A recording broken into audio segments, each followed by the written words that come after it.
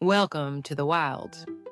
Today, we dive into a hilarious yet heartwarming tale of rivalry, where a powerful tiger and a clever wolf discover that kindness can be the strongest bond.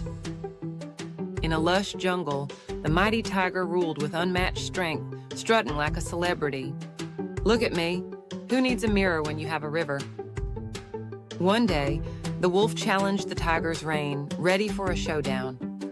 I challenge you, oh mighty fluffball, let's see if you can catch me without tripping. Amidst the playful banter, the ground beneath the tiger gave way, sending it teetering toward the rushing river. Hold on, you overgrown kitty. With a heroic leap, the wolf saved the tiger from a watery fate. Why save me? We were just making fun of each other. Because even the biggest fluffball deserves a second chance.